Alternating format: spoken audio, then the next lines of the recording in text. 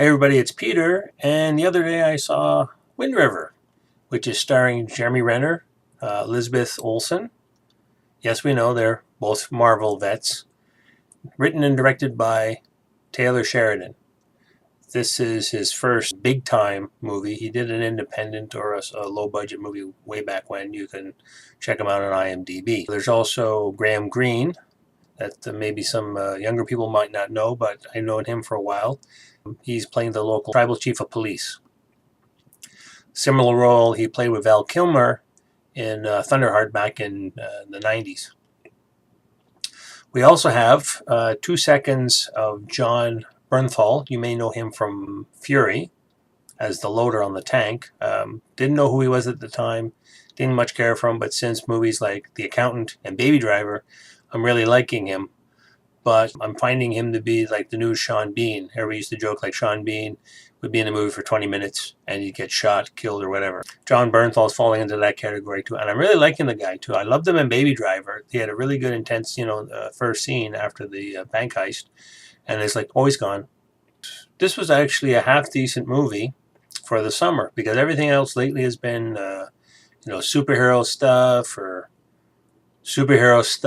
or actually, I think Baby Driver is the only movie. I keep going on about Baby Driver since I've seen it so many times and I love the soundtrack, and it's Edgar Wright. This is a unique movie. And what the first thing it struck me as I'm watching it is, it's a movie of people. And they're just regular Joes. There's nobody there that is larger than life.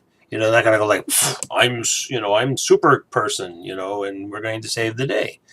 It's a murder mystery.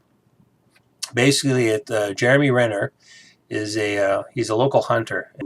Somebody calls him up and says like, oh, there's coyotes, going to start chewing on my livestock, or there's mountain lions around, can you take care of it? And, he takes care of problems. Sort of say in the movie, he hunts predators.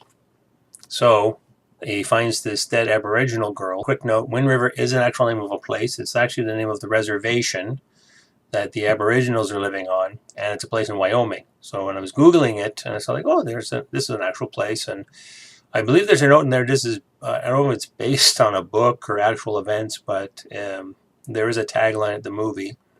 I'll mention to you because it doesn't spoil the movie, but it's sort of like a raw sort of fact of like how things are these days. So basically, Jeremy's out on one of his normal, runs, and okay, we've got to track this mountain lion. It's going to screw up, the local farmer's stock, and he comes upon this dead Aboriginal girl who's dead in the snow, and he's like, "What the heck?" So he gets together with Graham Greene, and says, "Yeah, we gotta. Don't you worry, we got the feds coming in," and the feds represented by Elizabeth Olsen. So she shows up. She's the fish out of water character. This is like wintertime, it's freezing cold, and she shows up in like the FBI windbreaker and a shirt. It's like minus whatever. And it's just like, yeah, so they get her a snowmobile suit and they head out and they go check it out. And the story basically starts evolving, like what's happened, what's this girl doing, barefooted in the middle of snow, middle of nowhere, what's going on, and it goes from there. And parts of it are interesting, like Jeremy Renner can identify with the victim because he had, similar thing going on with his family. So I don't want to tell you too much, but basically everybody in some way can identify with the situation. And the ending was unique. It wasn't just like, oh, we've cleaned it all up, we've got the bad guys, we solved their mystery, and we put a pretty bow on it. It's sort of like we do have some kind of a conclusion. And the movie is sort of ended, but sort of still somewhat open-ended. It's not just like, oh, we're done and that's it. The family that lost the daughter, they still have to cope with it. So it's all about, coping, loss, things you don't see normally in other movies. Usually it's like, oh, here has to save the day, come on in, shoot stuff. If it's an action movie, well, we got to shoot stuff up to save the day. This was like, no, we have to actually think. We have to work our way through. There will be obstacles. My only point, but actually being somebody ex-military, and I have, shot firearms in the past, and I'm not sure on actual, police procedures or what the feds do, in discharging their firearm, as they call it. The gunfights were going on. It was like, bang, bang, bang, bang, bang, bang, bang, bang, bang, wow. I thought I was watching, the shootout scene from Baby Driver again, but I mean, that movie I can sort of see. It's going to go nuts. It's going to go crazy, but I don't expect it in a, police-related murder mystery thriller thing when there's a Mexican standoff happening later in the movie, and where, all of a sudden there's guns everywhere and people going, and, a couple of times with, Elizabeth Olsen discharging her weapon, to take down somebody, because your life is being threatened. But it's just like, why are you emptying your entire clip? And you're only going to carry so much with you. And if you go like 1, 2, 3, 4, 5, 6, 7, 8, you're dead. And it's just like, how about a couple of shots because something else might be happening. Of course, because there's like I said, there's one intense scene, early third act, that is like, you don't want to run out of bullets,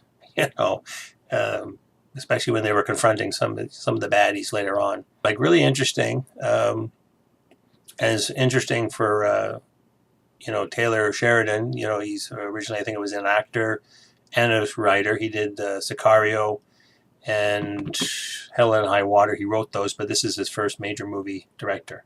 This was not too bad. I'd give it 4 out of 5. It was interesting. The scenery was really nice. Like, Wyoming's a really beautiful place.